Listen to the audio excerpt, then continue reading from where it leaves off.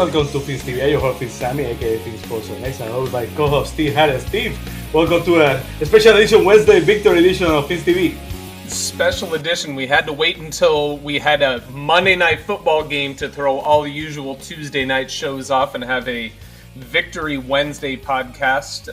Looking forward to talking about finally a positive outcome now that Tua has been back, and talking over what's going on with the Dolphins, some of the different rumors and different stuff that's going on, and having a good time with the rest of the crew when they join us. Absolutely. There's a lot of stuff going on, but we're going to try to cover all the bases as best as we can. But we're going to start with the Dolphins. Basically, Limbo is half of the season, and the Dolphins, the trade lines pass by, the Dolphins win on one day, and, we're still figuring out if the Dolphins are going to go, all in on the season, the rest of the season, or they're going to throw the towel. But we're going to talk a little bit about that.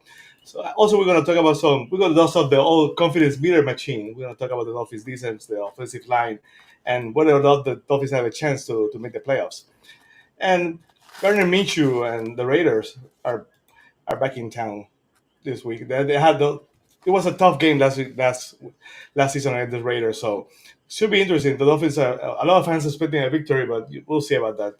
The Raiders played tough than the Dolphins last season. We're gonna start with the Rams game. It was a Monday night game. It was a very interesting game. The Dolphins had a very good start to the game, but Tua went cold all of a sudden. But they made some strides. But the truth is, the Dolphins are 1-2 to understand that the Dolphins made a move during the trade deadline, and injuries keep mounting. Good play and bad play from Tua. Miami is good. It's not good enough to win the division, but the Dolphins are still trying to make a late season push for the playoffs. If you ask me, Steve, the Dolphins are instead on limbo. They should be making a push for the playoffs. They should have won the game against the Cardinals. They probably could have won the game against the Bills. But the Dolphins, as it stands right now, the chances are off. They will basically need to win out. Maybe we'll lose even just one game to make the playoffs. But what are your thoughts about the Rams game, Steve? It was weird. Well, first of all, the obvious of it is Miami went into a primetime game on the road and didn't totally lose their crap and just fall all over themselves. So I don't want to say that it was a bad game. It was just kind of weird when everything was said and done. Shari and I, we were talking to each other. Like, it just felt kind of weird. Like the interception, the fumble, there was multiple turnovers in a very short period of time for both teams. The bottom line is, at a certain point in the game, all three phases of the game were playing as well as we had hoped them to play. And that's all you can really ask for, because we've seen it so many times in the past. We've talked about it many times here on Fins TV. They throw an interception, they get a fumble, and it has a negative impact. The defense falls on their heels and they fall back, and then it's a touchdown, and then the snowball hits and we just can't ever recover. Mm-hmm. That didn't happen this game, so it was an extremely positive outcome from that. The defense is really just kudos to them for doing what they did. I think they had said that Matt Stafford hadn't been sacked in 3 games. What did we get him 4 times that game? Yes, I think it was 4 times. It was outstanding defense. The front 7 just really put the clamps on. Really hurts to see Kendall Fuller go down with a second concussion, so you got to wonder how long is that going to be that he's going to be out. It's going to take a while. Yeah. So, but you see some people getting, starting to be healthy, waiting for a couple other people to get healthy. Bradley Chubb. But this game itself of what it was, it was a change from where I've been personally since the first half of week 2, where it's just been like that. It's a lot of different stuff, but the win is all that really matters, whether you want to say we're in limbo or we're in the hunt or whatever you want to call it. The season is not over yet, and in typical Fins fashion, they keep us just connected to it and on the edge of our seats and wondering if we're going to get into that postseason. To add to what you just said, the Dolphins they had only one penalty that's the kind of game we were expecting. The Dolphins played disciplined. Even when they had that rush pass, Tua had the first series. They went for the touchdown. Everything was great, and Tua started. Here we go. Tua looks so fucking. Did he get concussed or not? Because you can see the comments saying that did he get another concussion? Because it felt like the Green Bay game. Oh, something's not right over here. But they don't. In the second half, they find a way. They find a way to win the game. I give credit to the Rams for doing that. Well, first of all, the opening drive, any team that goes out there, they should have their first 10, 20 plays scripted. That's exactly what they did. They knew what they were going to run, how they were going to get down there. 7-play drive or something like that, 10-play drive, 70 yards. I think that's what it was. That was pretty and they scored a touchdown. Fantastic. Mm-hmm. Love it for Malik Washington that he got his first NFL touchdown in that end around. Very well designed. River Craycraft, thank you for coming back and throwing some good strong blocks on that. And then it's typical. Second drive, you don't know, but I give kudos to the Rams defense for doing what they did because our offensive line has done a pretty good job. They forced, the combination of the entire defense forced Tua beyond his first look, which is typically a challenge, and they collapsed the pocket, and Tua he stood on his heels way too long in that pocket. And then on the interception, I've said it before. Tua's going to be Tua. Almost every single NFL quarterback is always going to revert back to who they are, and he is a competitor, and his tendency is to be in the middle of the play, to dive rather than slide, try to break that up. He needs to be forced into breaking that habit because if he goes down right there, that's the game. That's the season. He's not coming back. We know it, and it's just total wash at that point. So you see other quarterbacks. It's funny, like you see, I don't know, Tom Brady, Peyton Manning, all these quarterbacks, even Mahomes, they throw an interception. They're not throwing their bodies in the middle of it. Unless a Super Bowl or AFC championship game is on the line, they are not throwing their bodies at that. I mean, hell, even Cam Newton wouldn't even dive for a ball at his feet. He made a business decision right then and there at that moment, and that was in a Super Bowl. So, yes. Anyway, it's we've got a lot to talk about here, and just unwrap the Rams game as we look forward to the Raiders. Absolutely. To us credit, I just saw the replay from that play. That was for a touchdown. He still didn't find a way to stop him. That would have probably been a pick six. So, it is what it is. But the important thing was to find a way to dodge that bullet. But without further ado, let's welcome the Fins TV crew of Shari Hallett and Matt Armstrong, special guest Adrian Rainey from the Rainey podcast. Good evening, guys. Hello, everybody. Hey there. I'm gonna start with Adrian. Adrian, it's good to be back in the winning ways. The Dolphins found a way to be the only Florida team to win this past weekend. That's mind-boggling when you think about it. But I want to know your thoughts about the game. I just think defense carried that game because the offense was kind of inconsistent. If you look at it, if defense doesn't do their job, then that game's a lot closer, and who knows what happened. But I thought Tua played okay, minus a couple plays, and but the run game, that really hurt us. That's probably why we were so inconsistent, just chucking the ball everywhere, and then he was holding the ball a lot too. Kind of reminded me of Skylar Thompson at times, but he did make some plays, and the defense did their job. We got out with a win, so I'm happy about that. Yeah, he was holding the ball a little bit too long, but you can see Tua is also kind of changing. He's looking for that second read. He's buying sometimes. He's throwing out of the pocket. So basically, that's good news. I think it'd be interesting to see on those, Adrian, is whether or not when he's in those positions and he's holding it too long, is it not enough open route concepts? I don't watch the all 22. Oftentimes I just wait for Josh House to pump out some good highlights and then I can get a look at it. But usually only puts up like to his completions and different stuff like that. But I don't know. Is he holding it because there's too many people just going downfield and the pocket collapses? Or is he looking and just not seeing what's out there, which we have seen before? Definitely. If you look at the one play, I want to say it was a third down.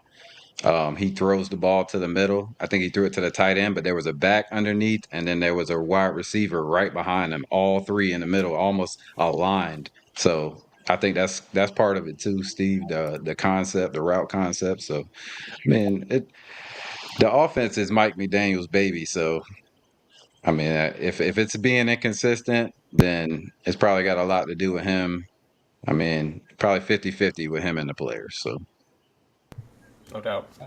Absolutely. Shari, it's good to be back in the winning ways. The Dolphins are 1-2 with two out back, so it could have been better. They probably could have won both games, but it's good to be back in the winning ways. What are your thoughts about the Rams game, Shari? Absolutely. Winning is always a good thing, so you can't complain about that. And to build a little on what Steve said earlier, on us feeling like the game was kind of odd, kind of weird. First of all, one penalty. So I'm used to every time I see laundry on the field, it's going to be called against us. So it was a pleasant evening seeing the flag saying, oh boy, it's coming back. And oh, wait a minute, that's on the defense. How did that happen? That never happens. So that was different, which was a good, very good, different. The Steve said so much at the beginning that it kind of took all the words out of my mouth, but we were also watching with a very good friend. So Steve and I had to be very reserved, which we're not used to. So it was also a much more quiet game than we're used to. So I think maybe we'd feel better about the win if we were ourselves and we were high fiving and like screaming. We usually go nuts, but we had to kind of keep it on the down low. I about lost my mind when Tua went and made that play after his interception, and I understand that it's ingrained in him, it's built in him. We have to that has to go away right away because not just that play where Steve said if he's injured, the game's over, the season's over. Anytime he touches the ball still, that's in my mind. Don't hit him. Don't let him his head we have to get a few games under his belt where maybe that's not the first thing we're thinking every time he starts running or the sack's coming. Because even when he's sacked or any time, I look first. Did his head hit the turf? Did a knee hit his head? He's got to still go and make those adjustments. Try to figure out a way to stay upright or not put himself in harm's way. We'll talk more about the rest of the season later, but all in all, I can't complain. We come out with a win on a Monday night nationally televised game. That's a positive any way you look at it. That's part of the new reality we're living in. Tua is just one play away from the season being over, and every single time he runs, he dove first in that Buffalo game. It's driving me nuts every single time. Like every time he takes a sack, he's his head. No, he's his head. Is he okay? So that's part of the new reality. We are Dolphins fan, and the team, for that matter, has to deal with that. So, Matt, it's got to again. It's great to be back in the winning way. So, but still, the Dolphins found a way to win, but they had a long way to go if they want to make the playoffs. I want to know your thoughts about the Rams game and what's going forward. It's a marathon, right? We've heard that. It's a common analogy. It's a marathon, not a sprint. Mm-hmm. However, that first possession felt like a sprint. I think Steve said 7, 8 plays. I felt like it was 4. That's how quick they moved down. And it wasn't a field goal, it was a touchdown. Like, great start. National television. Who are these guys, right? And then to something that Steve mentioned a moment ago, kind of a weird game. I could easily see it imploding if the Dolphins don't score on that first drive because the hot potato was happening in the possessions right after that. The first half was weird, like we said. It was just weird, and I honestly feel that if there had been no score on that first drive, we're talking about it. We're having a completely different show.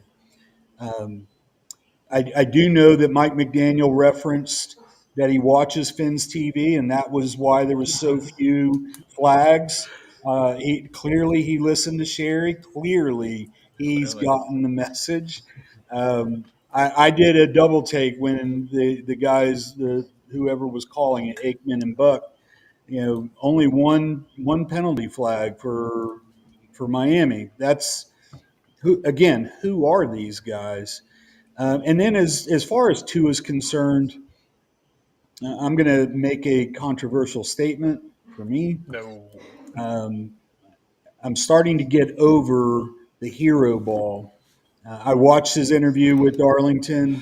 Yes. And then Marino never went after anybody when he threw a pick.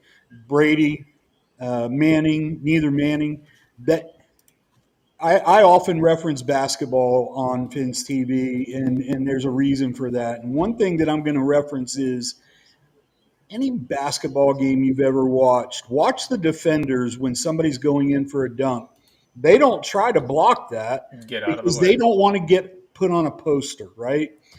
What were you thinking? And in the replay, it became so obvious with the knee right at his helmet. Like it's time for somebody to get in his ear and tell him discretion is the better part of valor. Throw the ball away. Your pocket's collapsing. He picked it off, lived to fight another day. And I will yield back because I'm done on my tangent there. But So, Matt, whose job is it to get into his ear? It's not his dad and it's not his mom. Who is it? well, it's McDaniel's job. Yes.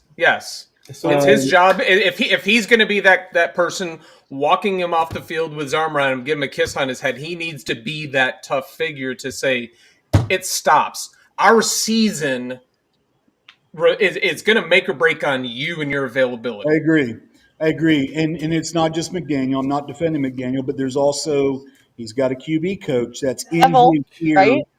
all the time, right?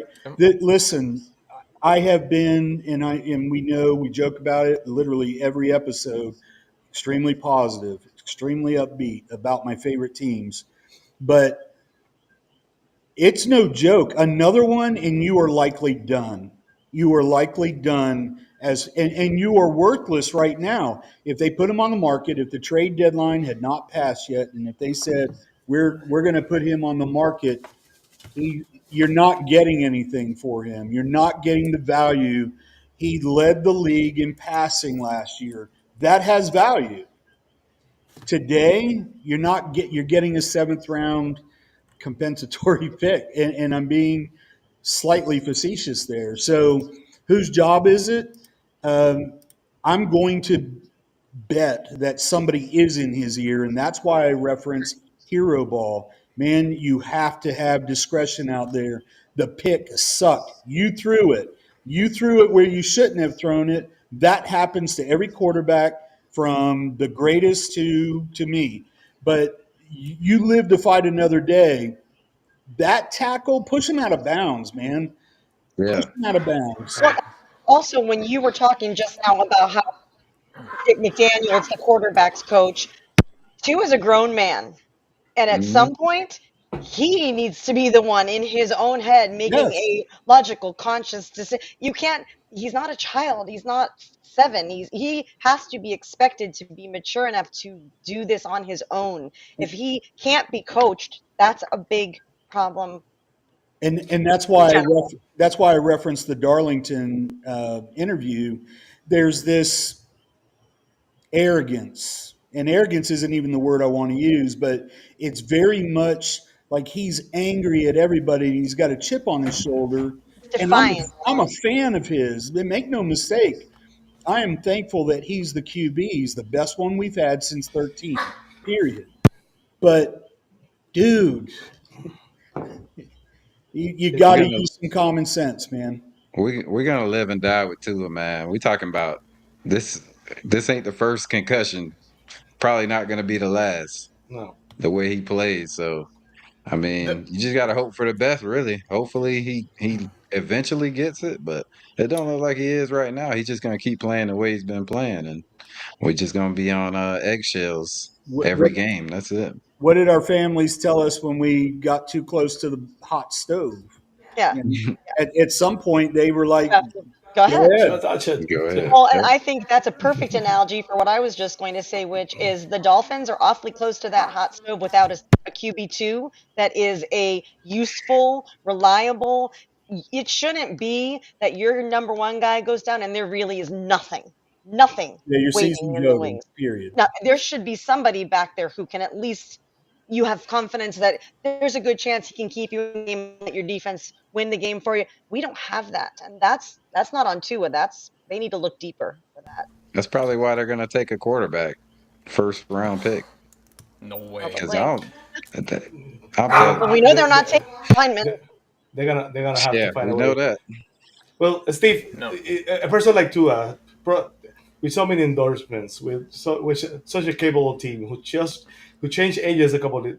There's no one that can tell me Daniel should be the first person to tell him, dude, you're gonna get me fired. Period. You love me so much, you're gonna either make me crazy or get me fired. That's one. What? And he has a whole Not team. only that, Why no one can tell him, in your best interest, you need to find a way to play smarter. He cannot be so. If there's No, one thing close-minded. that really strikes me as McDaniel is his ability to connect to players, be a chameleon, knowing your audience and who you're talking to. I don't think it would be that hard to appeal from a team as family and type of communication, and trying to just appeal to him to say, look, you care about this team so much. You need to look out for it. And the only way you're going to be able to do that is when you're capable of suiting up every week. But I don't want to transition off the topic, but I'm going to. So it's easy to say that Tua had a very bad game, but the best quarterbacks for a career in the NFL change their style and change what they need to do. And you also need a play calling style that's going to accommodate that. I will say, 3 games in a row, we've seen more of a reliance on the run. I am a huge fan of seeing a bigger reliance upon the run. Keep pounding the ball. I don't care if they hit, 3 yards, Shari and I say all the time, 3 yards, that's 4th and 1.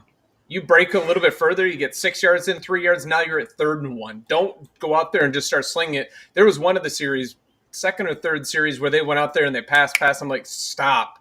What did they do? And then they went back to running the ball. But on the Tua topic, yes. Well, I don't think they did that poorly at it. But what do we get a total of team stats? How many rushing yards do we have? Well, when they did poor, they did negative poor. When they did good, they did pretty good. That's the problem. They lose yards. 67 rushing yards. Yes, and no doubt about it. If the bad is the bad, but Tua threw the ball to 9 different receivers, connecting to 8 of them. 6 of them had more than 1 reception. That in itself right there is huge. Now, take it a little bit further. Averaging last year 5.1 average air yards per, he's down to 3.1 right now. That is a key evolution, because I'm not a fan of paying 2 wide receivers what we're paying Waddle and Hill, especially if we're not getting them open as much. But if they're not getting it because of the way that they're playing them, then for God's sakes, use Jonnu the way that you used him. Matt, go ahead, man. What's up? Can we finally admit that Waddle needs help? Oh my God! Give him glasses. I don't know. Give him Stickum. Something. Again, I know I was critical of Tua a moment ago, and I'm a fan of Waddle. I'm a huge Waddle fan. But Jesus Christ. Death, taxes, and Waddle dropping the ball. That's my tweet every single week. He's bound to happen. Yeah. Okay, last part about this, Sammy, because we're paying way too much damn attention to the offense here. Defense balled the hell out. Calais Campbell is eligible for his NFL AARP card. And my man is playing like it's 1998. He is seriously, I love it. Absolutely love it. I love that Agba is getting the opportunities that he wasn't getting when he was a $17 million a year player. Yeah. He's like AVG light in terms of his contribution isn't as big, but the man bats down balls. He is constantly pushing people back. He produces in other ways. Absolutely incredible. And I'm not mistaken, Chop Robinson made an appearance a few times, which was lovely to see. Well, Taylor dominated that game. Oh, so good. So glad he's back. Outstanding. And Jalen Ramsey is playing like the number 1 cornerback that he is in the NFL, both highest paid and performance-wise. But it was a different game. We didn't see the missed tackles. Transition to seeing David Long Jr., departing the team today. But, they made tackles, and they didn't give Williams the opportunity to break free and get that momentum as a running and then extend those drives. Didn't let the Rams into the end zone at all with a healthy Cooper Kupp and Puka Nacua. Yeah, exactly. Cooper who? I don't know Cooper. What's his last name? Cooper Kupp. Inside joke. 5 field goals, something like that. seriously, outstanding game from the defense. I don't want to go on offense, Tua without giving the defense the shout out that they deserve because And Jason they Sanders won that game for us. did well. Jason Sanders, yeah, did his By job. that much. Hey, He did. Yeah, Sam, Sammy, and Matt. This negativity or on the fence with the two of you is not doing well. It's my job to be negative early in the episodes, not yours. So cut the crap. Yeah, but you cannot tell me that when he kicked the field goal, you just said, "Oh, here we go." There's no way didn't think like oh, here we go. Now you know what's gonna happen. So boom. We said it. Absolutely. We need some excitement, right? There has to be something to keep you on the edge of your seat. We're always on the edge of our seats. Exactly. Before we go, Adrian, any last thoughts on the Rams game? Nah, man. Pretty much said everything. Defense pretty much kept us in the game, and offense did enough to win. So I was happy with it. Absolutely. So let me see. Let's go to some comments, Steve. Please read help me here with some comments, okay? Hit me up. Okay, here we go. Cosa Nostra. Hey, good evening, Finn, Stevie, Cosa. Outstanding to have you back with us. We always appreciate it. Cap for life, as always. Hey, Ladies Cap. and gentlemen, great to see you, Cap. We miss Cap. Cap with a very interesting point. Those comments by Deshaun Elliott. I do want to get onto this Deshaun Elliott topic that Cap brought up because it's something that we talked about multiple times from the time that that Poyer said it in the offseason about how soft things were. Yeah, no doubt on that. It is a very, very costly offense. We need to start producing. Come on, man. Why you say you don't want to say comparisons and then you throw Justin Herbert's name up there? What are you doing? Let's see what Cosa Nostra has to say over here. McDuffie. I like our friend Todd likes to call him Coach Cool. Coach Cool. That's interesting. Yeah. Well, any last thoughts, guys? Before we go to the next segment. Let's hit it up, man. Let's do it. Okay. I do want to say, Adrian, real quick. So on that Tyreek and Waddle thing, we're paying them both what, $30 million, pretty much. Yes, basically. And who's our leading receiver? Achane, right? Von Achane. Yep. Yes, sir. My man, I love him. And he's a free agent after next season, so the Dolphins better start. No, he's got two more. He's got 4 years locked down, right? This is year 2. Yeah, this is second year. Yeah, this is second year. I think this is an anomaly. I don't think this is something we can look toward in the future. I just can't imagine this is a sustainable drought for the two of them. I think. Yeah. I think it's an anomaly. For Tua and Waddle, or for Waddle and Hill, and Hill to not have. Well, you know how that's going to happen. They're going to have to run the ball to get the 2 high safeties to drop down, and then they're going to get them. They'll get them. They will. 9-game sample size, though. Oh, I know, but last year, look, I mean, how do we get back there? They go back in the time machine because the defense have figured that out. So. I wouldn't go there. I have other places I need to go if I'm going in a time machine. You make sense. Well, next, Limbo, Sammy. Well, absolutely. Next, we're going to talk about the Dolphins at the mid-season point. Basically, are in limbo.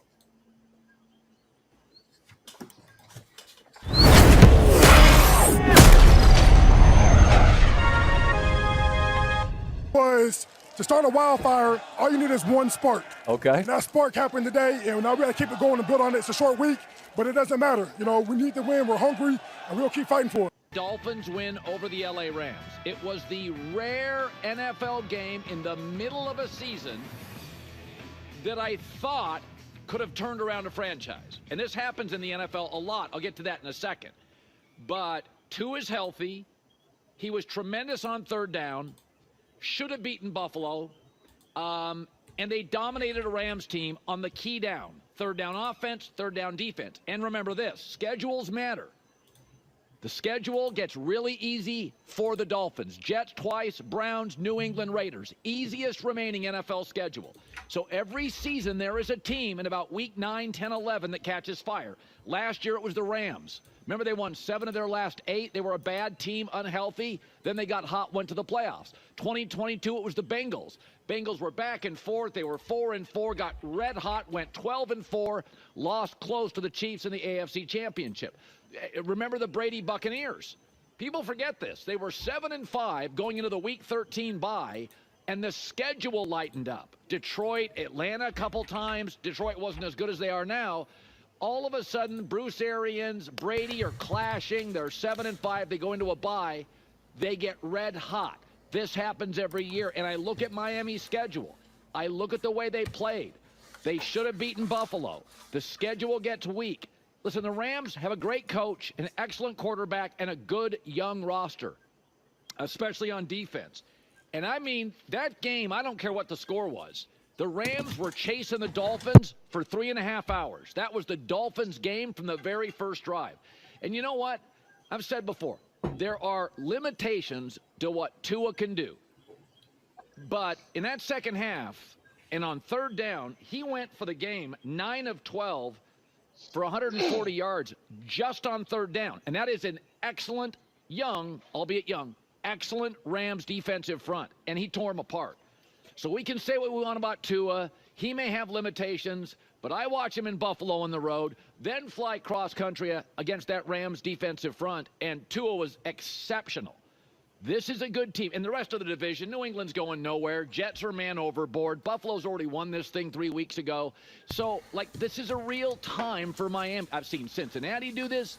I saw Brady win a Super Bowl. I saw the Rams do it last year. Rams' schedule gets harder. This may have been the game that starts them careening down the wrong path. But I felt, and I don't feel this a lot, you get to week 10 and 11, you kind of know what you have. But Tua didn't play. They were banged up. They couldn't be healthy. And their backup situation at quarterback in Miami is actually one of the worst in the league. So backup quarterbacks, not very good. Schedule was tougher. Now the schedule lightens up. Tua is healthy. I got to be honest. I watched that game last night, and I have high regard for the Rams staff. They got worked. They got out-coached, out-hustled, out-toughed, out-play. Stafford wasn't as good on third down as Tua was. Jets twice. They're a mess. Raiders, mess. New England, limited. Cleveland, mess. All on the schedule. Quarterback's back. Schedule weakens. And the rest of the division outside of Buffalo, kind of a mess. I like where Miami's at. Big win for them. But when you peek ahead at the upcoming schedule, there are some wins to be had. Raiders, Patriots, who aren't the automatic check-the-box win that they have been. The Bears found that out on Sunday. At the Packers, Thanksgiving night on NBC. The Jets come to town. They're at the Texans. Who knows what you're going to get from Houston at this point. 49ers, not easy. Browns, Jets to finish the season. But when you're 3-6, you can lose 2 more. Maybe. Because if you're 9-8 and the Colts are 9-8, they're getting in. 3-6, you still got an uphill battle, but how do you like your chances looking ahead? I love our chances. We're going to keep pressing forward. All right, thanks. Congratulations on the win, too. Thank you. Well, we're going to welcome back to those who are watching tonight. Our feature for the week, the Dolphins in Limbo. As we reached the mid-season point of the season. This has been a very frustrating season, not what we expected. A lot of ifs. What if Tua didn't get hurt? What if we won the Cardinals game? What if we won the Buffalo game? What if we won the Colts game? Too many what ifs. But Steve, the Dolphins right now at the mid-season point of the schedule, and if the Dolphins are going to make a run, the time is now for Tua and the Dolphins, Steve. 100% it is. I mean, when are the Dolphins, as Dolphins fans, when are we never in limbo? Seriously, for the entire 21st century, we go 1-15. We're in limbo, wondering if what's going to happen that last game, and thank God we get that. On the tank for Tua a year. We were in limbo and we screwed that one up. It's just always It's a perpetual state of being in limbo, of never having that confidence of we own this league or we own this division. This is ours. It's just been way too long for me. But I think that, well, first, second of all, as much as I'll give you credit here, Sammy, Colin Cowherd really wrapped up a lot of outstanding points in a very, very concise period. But you're also bringing up somebody here who's praising the Dolphins, who the next day probably bashed the living hell out of them, but also Monday was asking about Christian Wilkins' status of starting for the Dolphins. You know, I mean, seriously, the guy's Cowherd's making like $6 million this year. His producer needs to be on the unemployment line for letting him get that across his desk. Yeah. But in any case, I digress. Okay, that was good. That was good. So I think that the defense is really going to be the catalyst here, and the offense needs to do enough to keep them in the games. The offense, in my opinion, since Tua came back, did everything that they needed to, and it was the defense that let them down because they allowed the Bills and the Colts to do what they needed to do. The offense did enough in those games. The offense did more than enough, especially from the running game. We need to see the team come together. Calais Campbell said it, that spark. You know, they need to have something. I don't care if it's was it Deshaun Elliott's comments that went on the podcast talking about how he played for a soft-ass team last year or something like that. Whatever it is, something needs to be that spark where they get out of that mentality of, hey, we've got a cool ping pong table and a mini basketball hoop over the door to our auditorium where we do team meetings, to we are going to go out there and get it done. The championship teams that you see perpetually, the teams that are in the lead, nobody gave the Pittsburgh Steelers a chance this year, but you know what they have that they've had for the past 2 decades? A head coach who has a no bullshit policy with how he runs things. The Chiefs are a 100% professional class organization, and even when they're deciding to get a little bit crazy and they do some stupid, arrogant stuff coming out of the huddle to do a little dance on their way up to the line of scrimmage before they score, they still get it done. The good teams have a slide, but do they have a slide? Good point. Well, you know, when the elevator is down, Ross has to have some way to get from the second floor to the first floor of that facility, not walking any stairs. But in any case, in terms of Limbo, you know, they made a decision to stand pat at the trading deadline, not to make any moves. I tend to agree with that because I don't think that we're one piece. I think we've got all the pieces. We just haven't been able to put them together. So I want to pass it off. Adrian, I'm not sure, you know, where your mind is at in terms of, at this point, coming off of 2 very strong offensive games. Defense let us down. We put together this on the road in an unbelievable primetime spot. I don't know. What do you think?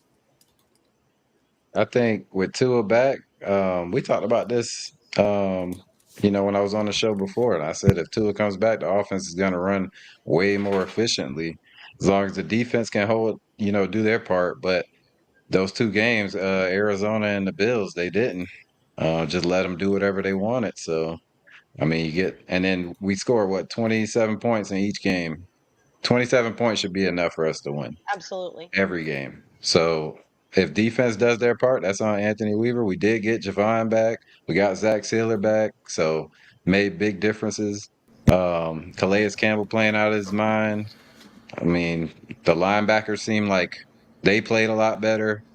And then I feel like our secondary has played all right all year. They just been out of position on some of those games. They got played out of position. People running wide open. So especially down the middle. But if defense can play like they did against the Rams for the rest of the season, I think we'll be just fine with as long as Tua stays healthy. They need to play this like hockey teams do in the playoffs. Like, I don't want them to watch the uniforms. I hate that uniform combo, but I don't care. Wear the same damn thing because you're dead on. They were filling the wrong gaps. I watched it against Buffalo. The Jordan Brooks filled the wrong gap, and even Walker did. And then Cook would run wild. And I was just like, you took the. It didn't happen against the Rams. It was fantastic. No. But we're talking about limbo, right? So Steve had said, as Dolphin fans, we're in a perpetual state of limbo because we always. Well, I think at the beginning of this year, and I think Matt's going to agree with me. I know he's the perennial optimist, but at the beginning of this year, I genuinely thought we were going to run the table. Like, I had no question in my mind that we were going to be the beast of the East, that we were going to dominate the entire division. I believed it. I really did. So, yes, it's the perennial limbo of being let down, but I had that confidence in the beginning. So, what was the difference? Clearly injuries. Okay, so now we've got it all kind of put back together. Show me now that confidence wasn't misplaced, now that all our pieces, I know that Phillips is out, Chubb's still out, but a good percentage of those missing pieces are back in the mix. Now show me that, Matt, that our enthusiasm was not misplaced. What do you think, Matt? Yeah, clearly agree with you. I would have been very hard pressed. In fact, you guys would have called the cops to find out if I was okay. If I had said anything other than my belief that they would do extremely well, not 12-4 well, or 13-4. But I also, just like I did last year, I also had the caveat that health is the factor here. And Jesus Christ, a game and a half in, and proven correct. So now we're in the middle of it. Um, I don't. I've said this for a long time, and I stand by it. Strength of schedule is trash. I don't care to see strength of schedule in July. It's a talking point. It's something to extend the most popular sport in this country, to extend the conversation about it. Strength of schedule now, let's talk about that. And that's why it's okay for Coward to say, their schedule is favorable. But there's caveats there too. Um, it wasn't that long ago that myself specifically, made the statement: Cardinals are coming across country, short week. We've got this.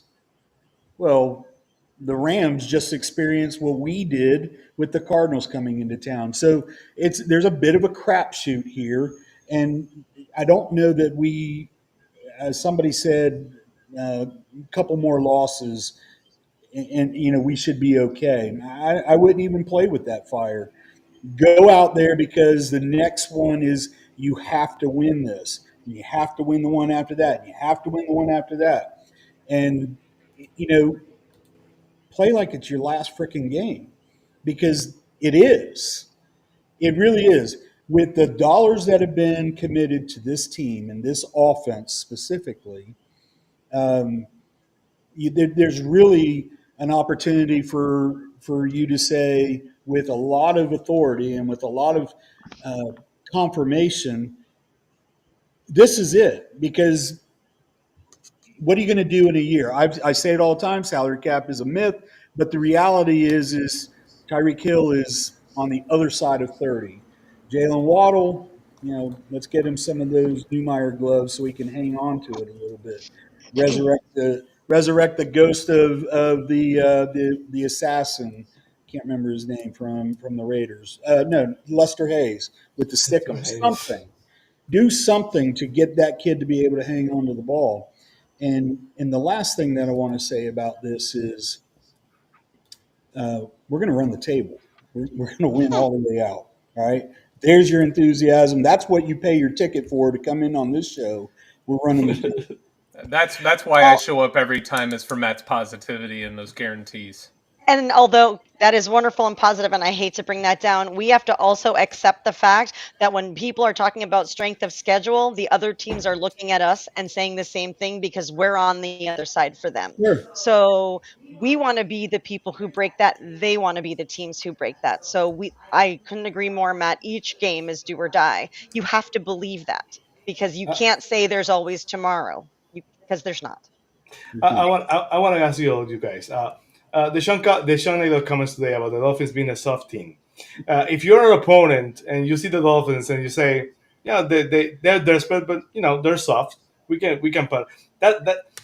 There's no way that can help other than the Dolphins saying to themselves, saying, now we're gonna prove that we're not soft. That could be the catalyst that make a change, or that could be the catalyst that finally ends the Dolphins, because other team might see that the Dolphins are soft. What are your thoughts, Steve? We've talked about this again since Jordan Poyer stood up there, and I had hopes that we didn't see it resonate as much as we're kind of seeing Calais Campbell. And I keep on saying him because he is an anchor. He is a vet. I didn't see him as just coming down here to retire, and hopefully that type of impact. They're the ones that are going to have to wake themselves up. We have holes. There are very few teams in this league that do not have holes in their rosters.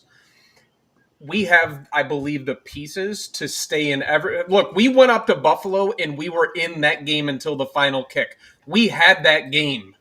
So there is absolutely no reason why we can't go into every single game that we have left on our schedule here and win out. Do I think that that's going to happen? No, I mean, because everybody sees two games against the Jets, one against the Patriots. Division opponents, more often than not, play each other very well. The only reason the Chiefs are still undefeated right now is because they blocked a kick at the end. Otherwise, it was going to be the Broncos. Nobody gave the Broncos a snowball's chance in hell of being able to be in that game until the final kick. So I'm not looking at the Jets or the Patriots games and saying, hey, those are easy wins or the guarantees. I got to look at it from a standpoint of we've got to go week to week, game to game, go out there and prepare, have that scripted first drive. Hell, be a little bit crazy. Script your first 20 plays. I don't care what it takes, but know what you're going to go out there and do and play a complete game. So I don't the soft stuff again. I see people just know what they need to do to drive engagement. All they got to do is mention the Dolphins, and that will just make social media explode. And that's exactly what happened today. Matt, what's up, man? I have a question. Go. Who the hell is Deshaun Elliott? That was what I was going to say. And I got it. Yep. Yeah, he's the guy that when he got signed with the Dolphins was clamoring for the Dolphins to sign Lamar Jackson. He's the guy that broke Patrick Mahomes' helmet in the sub 40-degree temperature last year. That's who he is. Where is he playing now? Steelers, right? Yeah. Steelers. Where? Steelers. Yeah. So the Steelers signed somebody off the soft ass defense, offense, who wasn't even the starter. Now, I know we have some experts in our comment section over here. When was the last time that the Steelers signed somebody soft or signed somebody from a soft team? Okay, that's all I got to say about Deshaun Elliott. Like, everybody's got an opinion, and mine is I don't even know who that dude is. What are you, Adrian? What are your thoughts? The whole, the Sean Elliott of the Dolphins and the Dolphins and the midseason, the kind of limbo kind of thing. I mean, Dolphins just got to do what they need to do. Definitely don't think we winning out because San Fran's going to be tough. Texans are going to be tough. W's. Those How are they're W's. playing now or not. And then, like Steve said, a division opponent is always going to be the Jets. I think we got the Jets, man. I'm sorry. If we were only given 2 wins this season, they say, hey, you can only have 2 wins. It would be against the Jets, just because the national media has spent the past 20 months, doing unspeakable things here on a children's show to Rodgers and the Jets. I would love nothing more than that, but. Well, we're probably gonna have a lot of fun when that time comes to that. That Jets probably should be a lot of fun. So, and that's thoughts before we go to the confidence meter, guys. Well, I have one comment. Yeah, I got something too. Coach Mosca, I remember he punched it out against Dallas. That was the play. We were soft and we were done, and Deshaun Elliott saved our grits. Right? No, well, Jason Sanders saved our grits. So, but yeah. He's right. You get the point, though. A softer player would have never made that play. And let's go back in Shari's time machine. That was a badass play in that moment in time on a world stage, but soft. Adrian, what's up, man? Deshaun, man. I don't see how he gonna call us soft, and he wanted to come back. The whole time he was a free agent, he was asking for us to sign him. So he can say what he wants. He's just over there because now he's in the Steelers where he has to be tough. Pittsburgh. So. What do you think our exes are saying about us? Do you think they're saying that we're awesome? No, they're not, because they feel jilted. He's an ex. I'm sure it made him feel good about himself. I've been to a game in Heinz Field in December. I've been there when it snowed, and I felt like, what was I thinking when I bought these tickets? And I've been at Joe Robbie Stadium in December. So I can see why Deshaun Elliott might be a little salty. That's awesome. Absolutely. Steven, any thoughts? No, man. Let's do this. I want some confidence from my peeps here. Let's go to the confidence meter.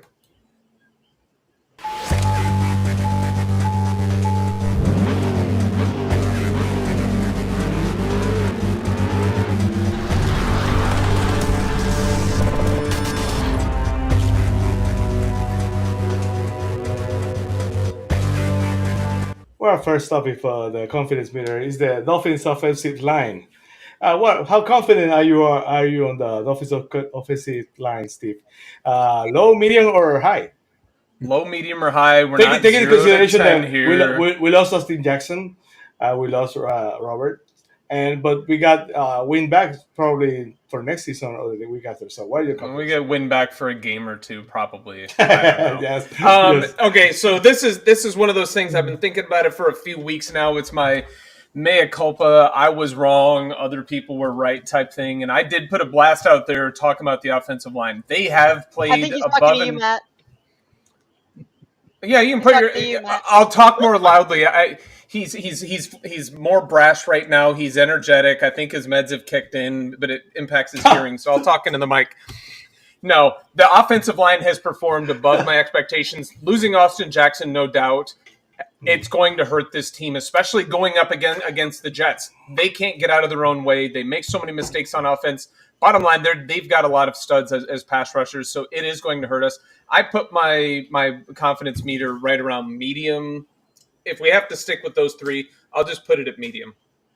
I'm gonna go to Matt next. Matt, but considering the Dolphins, so many blaming the offensive line, the losing streak, saying Chris, you gotta go because of the offensive line. The offensive line is a middle of the pack kind of offensive line, but certainly not one of the worst offensive line in the game. So, what's your confidence meter tells you about the offensive line? Low, medium, or high, Matt? About the offensive or defensive line? Offensive line. Offensive line. So when I was in the Air Force, I had a 19-something Nissan Sentra, and the gas gauge did not work. So I would drive it until I felt like I need to pull over and get gas, and that worked for the majority of the time, except for 2 times it ran out. New Year's Day, and I was not in any position to be driving at all. So running out of gas was not ideal. And that's my confidence in the offensive line right now. Like, there's a part of this offensive line that we haven't talked about, and I will not mention that player. I won't mention the position he plays. I won't say anything because I 74. am superstitious. But he's there. And I know that we just filled up, so I know I'm not about to run out of gas. How long do we have to go before we need to pull over and put some gas in the tank? I don't know, man, but I'm really hoping that it takes us to the end of the season because Jackson going out is a bigger loss than people are willing to admit. Yes. And this is not a shot at anybody on this panel, but I know the offensive line is a popular whipping boy subject. I get it. I understand that.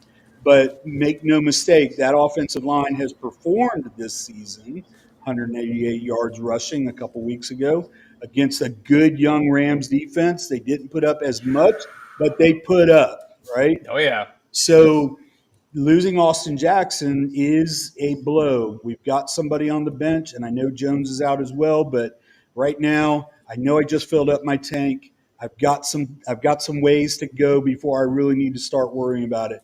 To answer your question, 3/4 full for me. Oh, Jesus. Made up his Can't own. you play by the rules? Good He God. made up his own. Well, for the record, Lester Cotton has had a better grade than Robert by the time to play, but that's kind of interesting. How about you, Adrian? What are your thoughts? What is your confidence meter tells you about the offensive line of the Dolphins? Is it I'm, low, medium, or high? I'm definitely going medium, just because we still got Teron Armstead out there. Kendall Lamb, I like Kendall Lamb, definitely. I think he moved over to right tackle. He played better probably at left tackle, but give him a few games, I think he's going to be fine. Liam Eichenberg scares the shit out of me though. Always. So that's the only one I'll say on the line. And then if we lose another guard, then maybe we'll be in some trouble. But right now, medium, just because of the tackle situation. Well, Shari, it's very well known your thoughts about the offensive line, but I gotta make the question. So, what's your confidence meter tells you? Is it low, medium, or high? Well, unlike Matt, I'm not superstitious. I'm just a little stitious to make an office reference. I'm actually going to say medium, which is better than I've been in the past. I've been very much on the low side in the past. I really would love to see Armstead stay healthy for a consistent amount of time, and I'd feel a little better about the whole thing. And with Jackson done for the year, it's a struggle for me to say medium, but I want to be optimistic because I see Kosa on the side saying we're not making the playoffs. There are moral victories now, and I hear you, but this podcast can't sit here every week and say, we're not going to make the playoffs, but let's talk for an hour anyway. We have to be positive. So I'm going to positively say medium. How about that? That's growth. Total. I mean, it is. But, I mean, the offensive scheme and what they do, and again, defense's jobs are to break that up and stop us from masking deficiencies in an offensive line with a quick release or a quick offense, those types of things.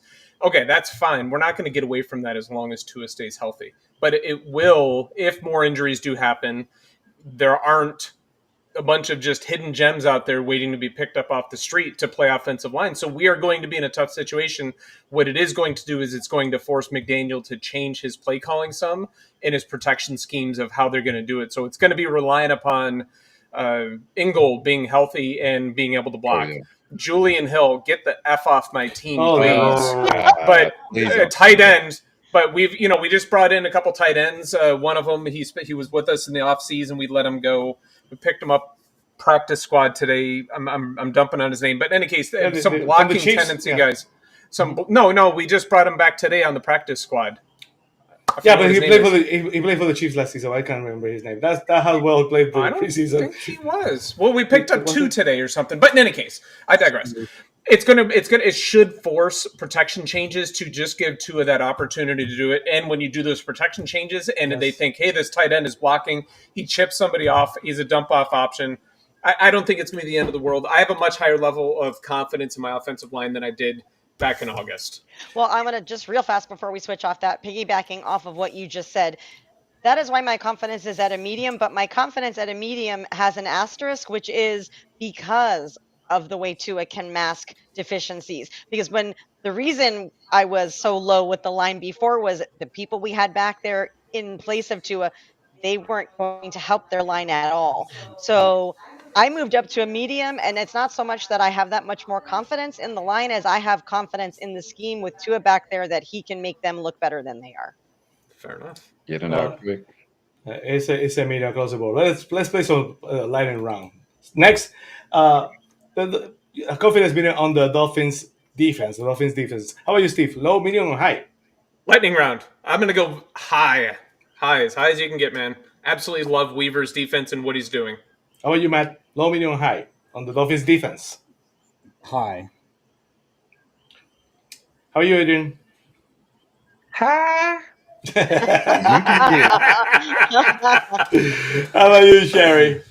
It's unanimous. Unless you're different, I'm going high as well. So for the sake of not being different, I'm not gonna tell you what I think then. Okay, I have to replace an image here because that's let me give me a second. Talk about yourselves while I do that. It's really simple. Okay. Talk amongst ourselves. Talk about yourself. Here we go. Lightning round, the confidence meter on the Dolphins playoff push. We talk so much about during the season about the Dolphins and the struggles and everything. But, the Dolphins need now to run the table. So I want to know your thoughts. I want to start with Matt. Matt, what are your confidence on the Dolphins playoff push? Low, medium, or high? I already said high. I think they're going to run the table despite what the peanut gallery thinks. I think they're going to run the table. Confidence is a drug. Get a few W's under your belt. You heard Calais Campbell say it. Who is that guy? That's the guy that destroyed Ryan Tannehill 10 years ago, right? And he is playing like he's 10 years younger. Confidence is a drug. I'm super high on their ability to run the table. How about you, Adrian? Low, medium, or high on the Dolphins playoff push? I'm going to go medium. I think we'll make the playoffs, but I don't think we'll win out. How about you, Shari? I think medium as well. I don't see us running the table as much as I would love to see us running the table. Yeah. However, I'm going to say medium with some optimism at the end. I hope next time we talk, I'm a little further to high and a little further each week. How about you, Steve, before I put the dagger in it? I'm going to say high. They have to be. They're going to make a playoff push. They are going to do what they have to do. Whether or not they even get into the playoffs, you just don't know. And that's why they play the games every Sunday. You know what you know what the definition of craziness is, right? Yes, same thing, expecting a different result. Why do you, Sammy? Mine Sammy. is really so. Okay, I suck at golf. At golf. I've played golf since I was 13 years old, and I've never hit better than an 84 out there. And that's after blowing way too much money on golf balls and golfing 2 times a week. 84 is good. I can guarantee you that I go back because every now and then I hit that birdie. And that's why I go back. They keep us hooked. We watch this. We do this podcast because of that eternal optimism. Let's all be us. Yeah, if we were the Panthers, would we have a podcast right now, Sammy? Hell no. Let's all be honest. Let's all be honest right now. We're going to say it together as a group. We have Dolphins Stockholm syndrome, and we're never going to get rid of it. Let's beat the Raiders, and then we'll beat the Patriots, and we'll see what happens. But let's beat the Raiders first. And on that note, next week we're gonna play the Raiders. The Raiders.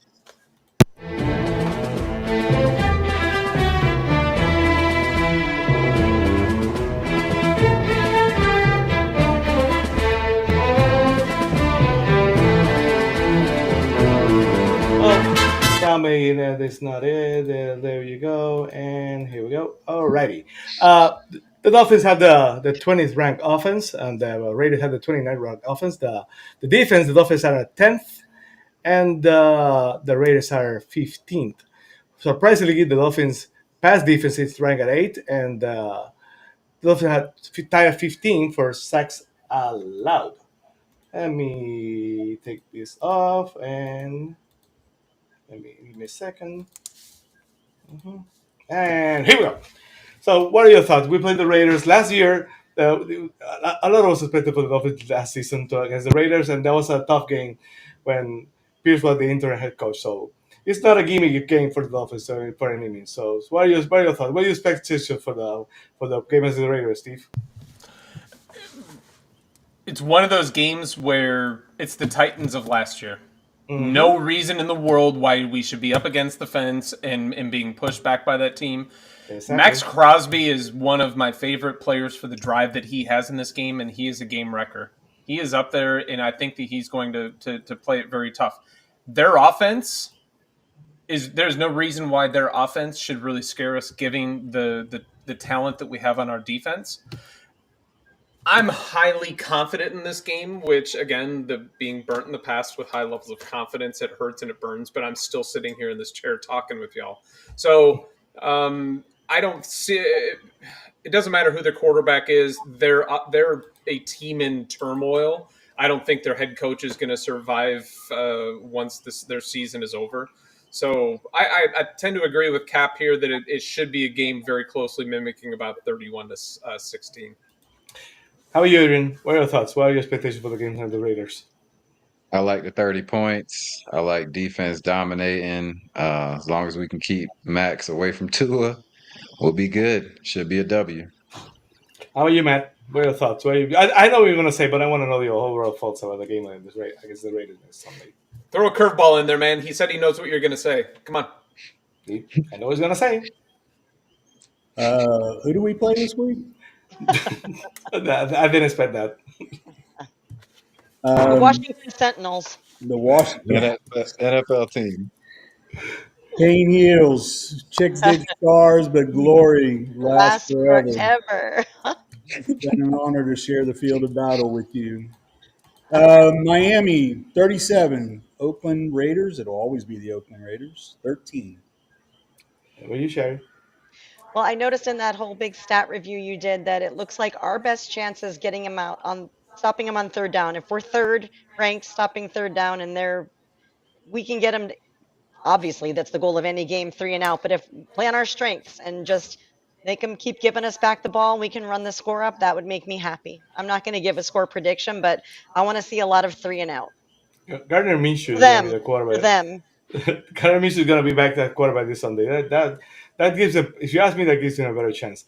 Before we go to the big finish, I want to know your thoughts on. I have something I want to ask you, Steve. What are your thoughts on Raheem Mostert basically was benched during last week's game.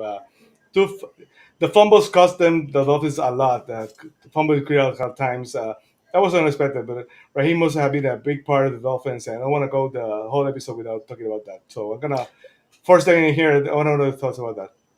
The emotional fan in me hates to see it because I really love the player that Raheem Mostert has been since he came here. He was an injury-prone running back, and he has been an absolute stud for us. The objective analyst side of me says, you screw games up, you cost us games, you lose a job. David Long Jr. is gone for a reason and a reason only, in my opinion. He missed how many tackles? 11 tackles. It was absolutely horrendous.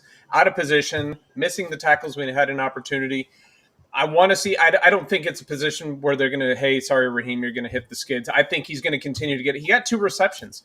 He's going to play a role. So, if we have Achane, we have Jalen Wright, we have options in the backfield. Spread it out. Keep him fresh. He wasn't benched for the running game. They're just keeping him fresh for the playoff push. I hope that's true. I hope that's true. Sorry. Go ahead. No, this is the time of the year he usually gets hurt, so that probably so. I'm sorry, Kaiser. Just go ahead. No, that's okay. I hope that's true because we've discussed this in many aspects of life, and in quarterbacks and in running backs. If you're looking over your shoulder every time you make a mistake, you're going to be too worried about making a mistake, and they're going to happen more and more and more. The quicksand sets in. I think it would be awful if he was benched for that reason. There are very few running backs who go whole seasons and don't turn the ball over, and they can't all expect to be benched. So I would like to see him in the game more. I understand we've got studs, and I do want to see Wright come on. I'd like to see him take a starring role also. So I want to see that. I want to see him do some more, but I don't want to see a punishment for Mostert. I don't think it's time for that. And don't you think I think it's kind of weird? The Dolphins had so many opportunities to send a message to the locker room by cutting a player, and they cut David Long the week after they win a game. That's kind of weird. But I digress. Any last thoughts about the Raiders? Steve, just win, baby. Just win, baby. That's awesome. On that note, let's go to the finish.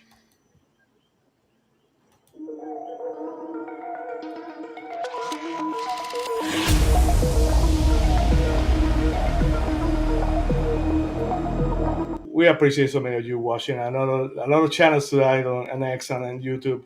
Please go to our YouTube page. I'm going to put a link on the description on both pages. And I'm going to ask you guys to share. Any help on growing the community on YouTube is really appreciated. Adrian, where can they find you on social media on the great job you do on the Rainy Day Pod? At Rainy Day Pod on all socials and YouTube. We just reached 2,500 followers this past week. Nice. So, you can get some of that over here, man. Bring that energy to us. You're doing a great job, man. You're going to have to start putting commercials on Adrian's spots or something. I don't know. Definitely. But yeah, that's it, man. And then I want to shout out my co-host, though, Palm Beach Frank. That's it.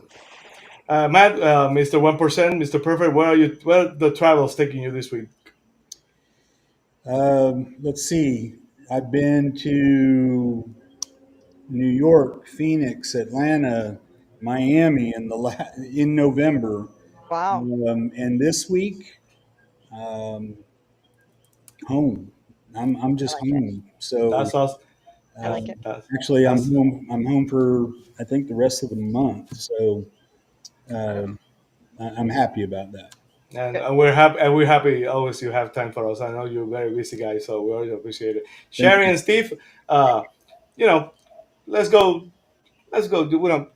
It's past my bedtime over here in San Juan, Puerto Rico. It's all over 10 p.m. So let's go to the top 5 power rankings. Here we go.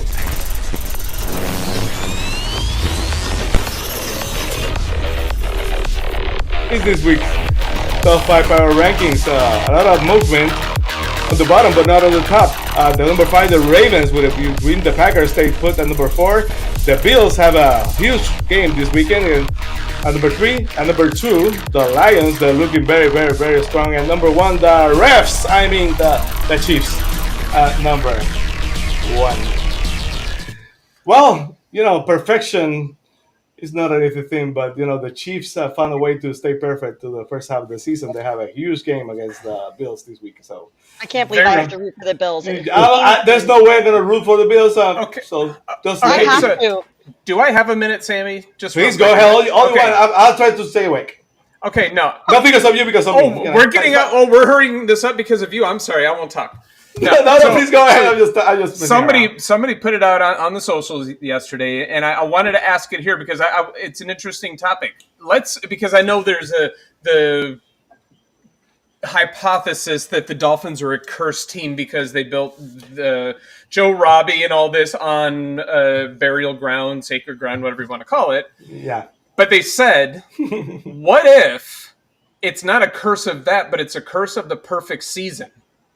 And the only way to break that is if for another team to have a perfect season. Otherwise, the Dolphins will not go to the Super Bowl and win a Super Bowl again. Sherry, you're shaking your head. Thank you for breaking my brain right before we log off here and try to actually get stuff done around our house. How was that even a thought? No, because, oh, God. Okay, you weren't alive when we had that. My point exactly. Chiefs take a perfect season. Go ahead, Matt. I was. No, not Chiefs. I was alive. Matt was like I was alive when we went undefeated. I was too. So I got to say this. It doesn't matter if another team goes undefeated. The only time the 72 Dolphins get talked about is when somebody's creeping up on the possibility of being undefeated. Not in our house. Get it. And clearly I'm talking about the media, but the media runs with the whole popping champagne. And the reality of that is Bob Greasy told the story. The real story is that they live on the same street, and Morris came over and they did a little cheers, like, hey, we're still the only ones. But the media ran with that, like, oh my God, they're popping bottles in the club and celebrating in old men. And then back in 2007, the Patriots ran the table. And my favorite part of that story is the Patriots are the only team in NFL history to lose one game in a season and not win the Super Bowl. So if the Chiefs get close, kudos to them. Kudos to them. But is there some supernatural thing? I've had those same thoughts. When you talk about the undefeated season, let's also talk about the fact that we've had almost back-to-back Hall of Fame quarterbacks. Greasy, Strock for a little bit, but Woodley. And then Dan, right? So you can tie a curse to any one of those things. Hey, man, you went undefeated. You won back-to-back Super Bowls, and then you had back-to-back Hall of Fame QBs. It's time for you to take your medicine. Go out. I'm not saying that's what it is, Matt. I'm saying that is in this universe right here and now. It's the perfect season. Are you willing to sacrifice that so we can make our? Thank you. Only if I can pick the team. Yes. Only if I get to pick the team who does it. Because it can't be Buffalo. It can't be the Jets. It can't be the Patriots. And I don't want it to be I'm okay with the Colts. That's it. If the Bills win the Super Bowl, we still have twice as many victories as the Bills do. Take that, Bills Mafia. I can't with the Bills. On that, Adrian, what do you think, man? Yes or no? You willing to sacrifice the undefeated season for the Dolphins to finally break out of this curse? I don't know, man. I don't know how I feel about it. Definitely. It's a lot. Give us some time. If the Chiefs get back to that one. Here's the last thing that I want to. I'm sorry, Adrian. Go ahead. Then that means we're not. Exactly. The last thing I want to say about that is if somebody else goes undefeated, they're on the same level as the 72 Dolphins. Every year when they do the top 100 NFL teams of all time or the greatest, they don't have any choice but to put the 72 Dolphins at number one. They have no choice. I'm telling you that's not true. I'm telling you that's not true because they'll say it was more games in a season, so they go above. We will never be even. Okay. We'll never be even. You know what? The 72 Dolphins went undefeated. I know. Trust me. It's a core value in my entire life. It's ingrained in half of what I do in my life. So no. Yes. What, No. Thank you, Sammy. what I thought what Steve was going to say was a report this week that the Bills are building their stadium on top of the better ground. So I thought that was interesting. So, we'll see. I hope so. Let's go to the results of this week Pick and League. Tough week.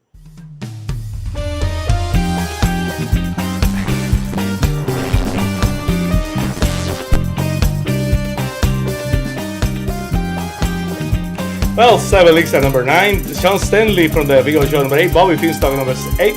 Steve at number 7. Lou from there number 6. Tiffany back at top 5 at number 5. Jason Sarn number 4. The Fintuber number 3. Adrian 1.5 game behind number 1. Bearded Fanatic.